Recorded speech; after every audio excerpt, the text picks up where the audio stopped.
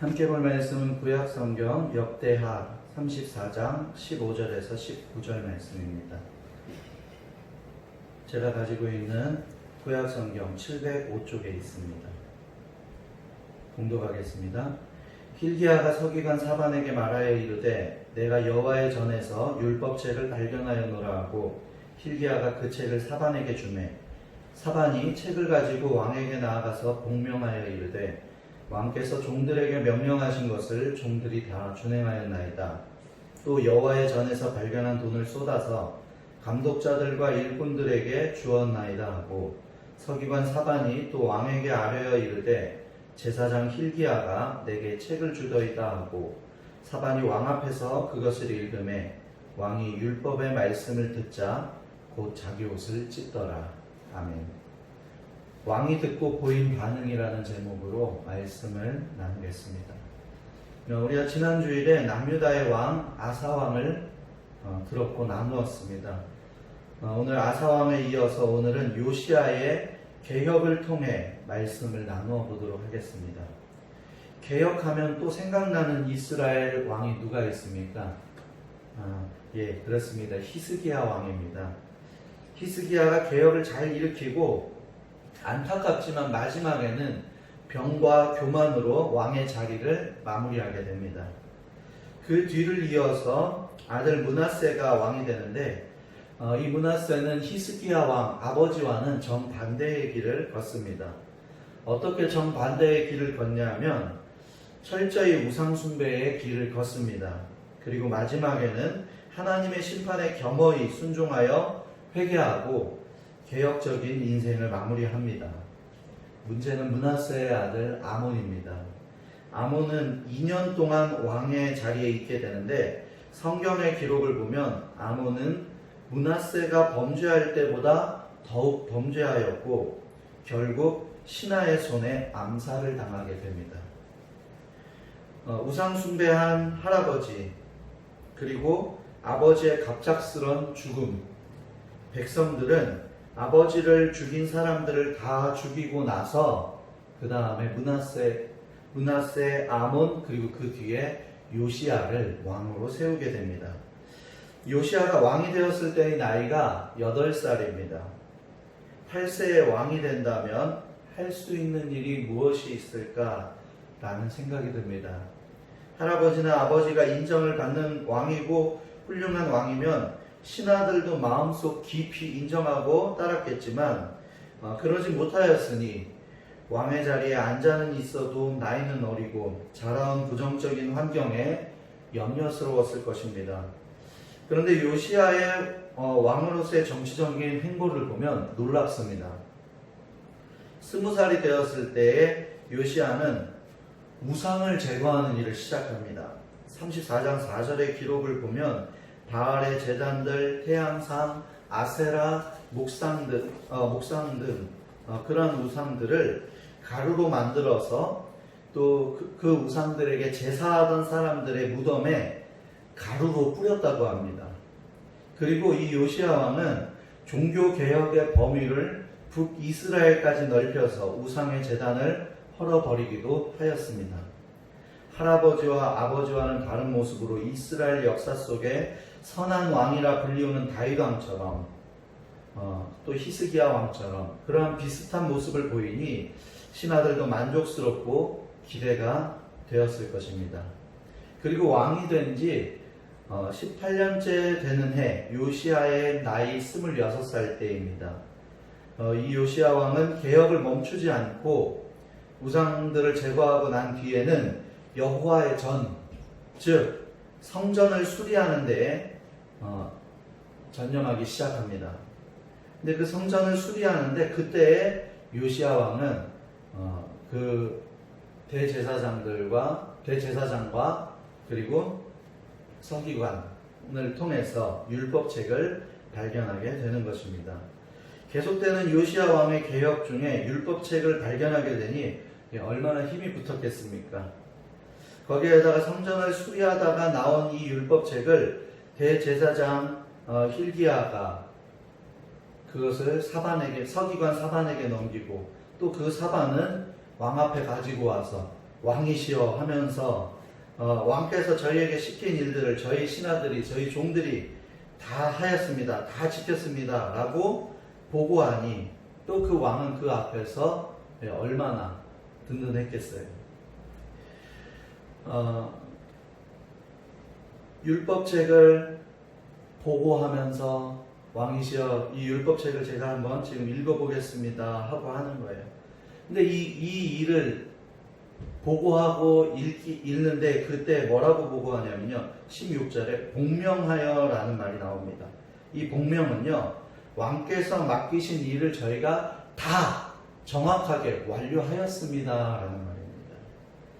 그러니까 저희가 다 완료했습니다. 다 복종했습니다. 그리고 보고한다는 거예요. 왕께서 시킨 일을 보고하는 자리였으니 그 분위기가 얼마나 엄숙했겠습니까? 제가 예전에 군대에서 작업이든 훈련이든 맡겨진 일을 하고 나서 보고할 때의 분위기, 그때를 떠올려 봤어요. 굉장히 엄숙합니다. 분위기가 무겁습니다. 그때 자유로운 사람은 누구냐? 계급이 높은 사람밖에 없어요. 그런데 저는요, 그때보다 더 무거운 분위기에도 있어 봤습니다. 예. 사역을 하면서 담임 목사님께 보고할 때입니다. 담임 목사님께서 혼내시거나 무서워서 그런 게 아니에요. 그냥 그렇더라고요. 그냥 분위기가 그랬습니다. 맡겨주신 그 일을 점검하고 보고하는 그 시간에는 그냥 괜히 무겁고 괜히 진지해지는 그런 거 있습니다. 그때를 떠올려 보면은 모르기는 몰라도 서기관 사반이 왕에게 맡겨진 일을 보고하는 자리는 말할 것도 없이 제가 겪어봤던 거하고는 비교가 되지 않을 정도로 무겁고 엄숙했을 것입니다. 그런데 그때 사반에게요, 서기관 사반에게 깜짝 놀랄 만한 일이 생기는 것입니다. 왕이 시킨 일을 우리가 다 순종해서 해냈습니다. 그리고 이 책은 대제사장 hil기야가 저에게 넘겨준 율법책입니다. 그리고 나서 서기관의 역할로 그 책을 왕에게 읽어주는 것입니다. 성경학자들이 추측하기로는 그 책은 신명기였을 것이라고 합니다. 그런데 중요한 것은 서기관 사반이 율법책을 읽는데 왕이 듣고 보인 반응이 뭐예요? 자기 옷을 찢기 시작하는 거예요. 더 정확히 표현을 하면 제가 19절 말씀을 한번 읽겠습니다. 왕이 율법의 말씀을 듣자 곧 자기 옷을 찢더라. 그러니까 서기관 사반이 놀랄 수밖에 없죠. 엄숙하고 왕에게 보고하는 그 자리에서 보고하고 그 다음에 율법책, 발견한 율법책을 읽어드리는데 왕이 그 말씀을 듣자 자기 옷을 찢는 거예요. 다른 표현으로는요, 애통했다 그랬어요. 왕이 율법의 말씀을 듣자 곧 자기 옷을 찢더라. 하나님의 말씀을 듣자 하나님 앞에 철저하고 겸손한 모습으로 회개하는 모습을 가지는 것입니다. 왕의 옷이 대충 만들어지지는 않았을 것이고, 기록을 통해 알 수 있는 것은 그 튼튼한 옷을, 잘 만들어진 옷을 왕이 그만큼 애통해하면서 자신의 옷을 만지고 찢었다는 거예요. 신명기의 내용은 무엇입니까? 약속입니다. 하나님께서 그 이스라엘 백성들에게 주시는 약속이에요. 그리고 율법을 지키라는 말씀들이 기록되어 있어요. 그 중에는 우상숭배 금지와 또 십계명의 재확인, 하나님의 율법을 신실하게 준수하라는 하나님의 말씀이 담겨져 있습니다. 우상 숭배를 못하게 하고 우상을 제거한 요시야가 율법책의 내용을 듣더니 애통하는 그 마음으로 회개했다는 것이 무엇일까요? 무슨 의미일까요? 한마디로 정리해보면 자신의 일처럼 여겼다는 것입니다. 지금 남유다의 역사를 보면 솔로몬 왕 이후로 많은 이방 여인들을 들임으로 이방 신들을 제사하는 그런 장소, 산당들이 생겼어요. 그리고 나라는 북쪽과 남쪽으로 나누어졌습니다. 그리고 우상 숭배를 하는 거예요. 지난주에 말씀을 통해 들었던 아사 왕도 우상을 제거했고 히스기야 왕도 종교 개혁을 일으켰어요.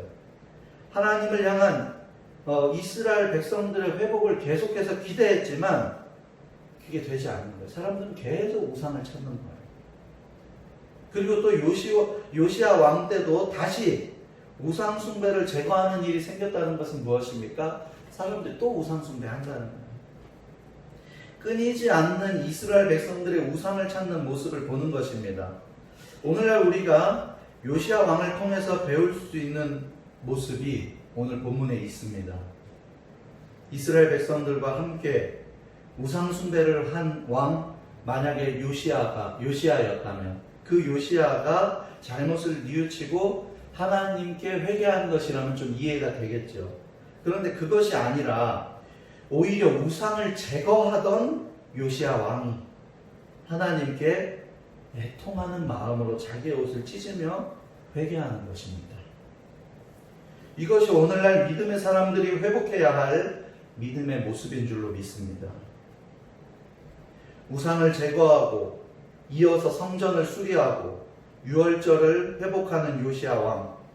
하지만 아직도 멀게 느껴지는 이스라엘 백성들의 모습을 보면서 자신이 회개하는 것입니다. 내 잘못이 아니니까, 나는 잘못이 없으니까, 나는 잘하고 있으니까가 아닌 하나님 앞에 애통하는 모습으로 간절하고 절실한 모습으로 옷을 찢는 것입니다. 믿음이 없는 사람들의 잘못, 믿음이 약한 사람들의 잘못, 나 외에 다른 사람의 잘못이니까, 또 잘못된 믿음을 가진 사람들의 잘못이니까, 나는 잘하고 있으니까 아닙니다. 우리에게 필요한 것은 옳고 그름과 잘잘못을 따지고 분류하는 작업이 필요한 것이 아니라 그것을 보고 마음 아파하고 애통하는 마음으로 옷을 찢는 요시야 왕의 반응이 필요한 것입니다. 네덜란드에 가면 뚝을 팔로 막고 있는 소년의 동상이 있다고 합니다. 물론 저는 네덜란드에 가본 적이 없어서 직접 보지는 못하였지만 많이 들었습니다. 실제의 이야기는 아니고 만들어진 소설에 교훈을 주는 이야기라고 합니다. 제방 감독관인 아버지는 이 한스에게 늘 이렇게 말했다고 합니다. 내가 조금만 태만히하고 소홀히 한다면 우리나라 전체가 물에 잠기고 만다. 나는 국민의 생명을 보호하는 사람이다. 파도가 사납게 일고 비가 내리던 어느 날 한스는 아랫마을에 심부름을 다녀오던 중에 제방 한 구석에서 물이 새는 것을 발견했습니다. 큰일 났다고 생각한 한스는 아버지에게 가서 알리기 전에 흙으로 막아보려고 했지만 물을 막을 수가 없었습니다. 구멍이 커지며 물이 점점 더 많이 흘러나오자 한스는 주먹을 구멍에 집어넣었습니다.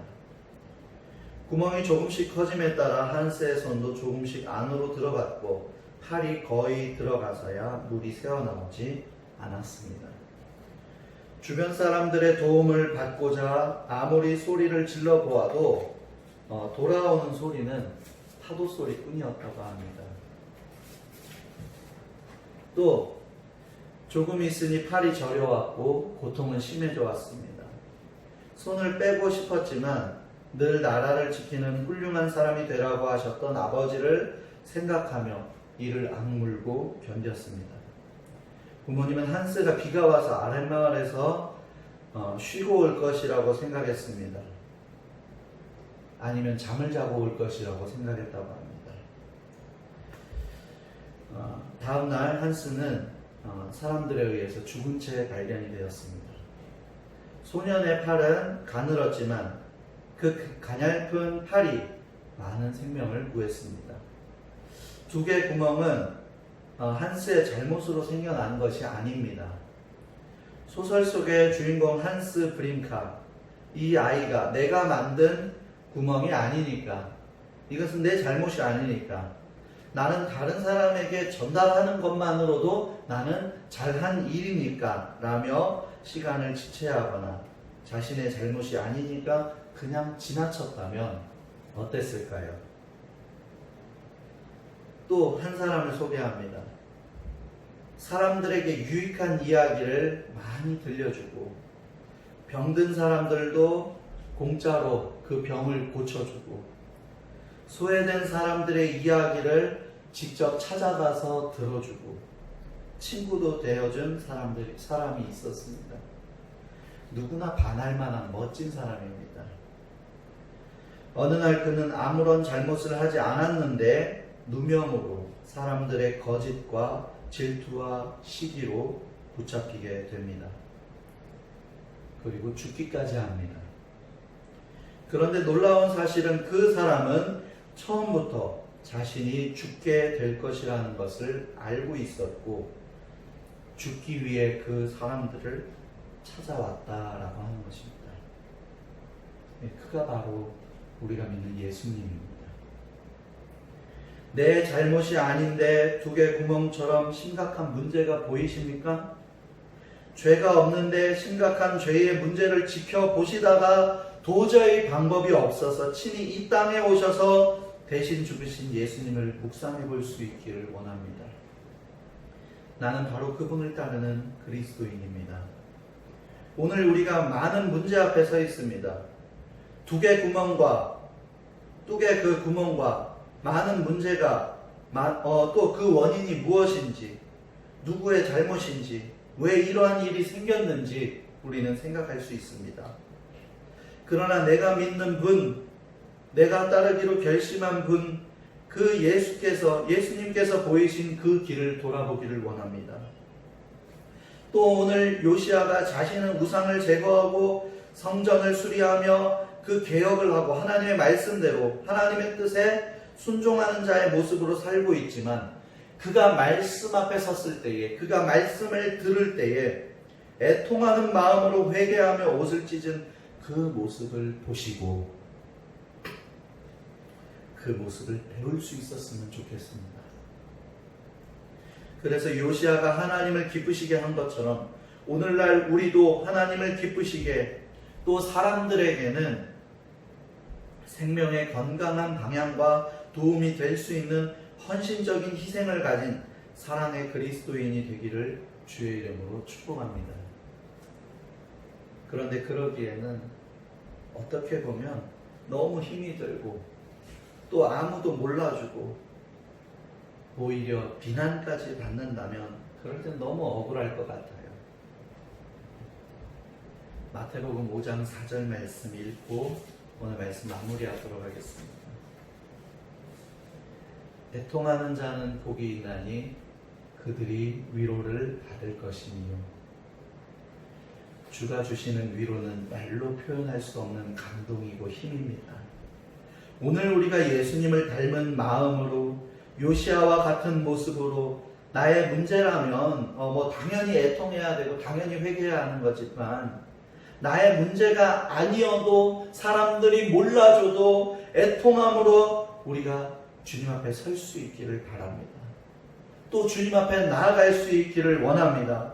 그래서 주께로부터 받는 놀라운 위로의 복을 받고 그 위로를 섬세하게 느낄 수 있고 누릴 수 있는 꿈꾸는 교회와 모든 성도들이 되기를 주의 이름으로 축복합니다.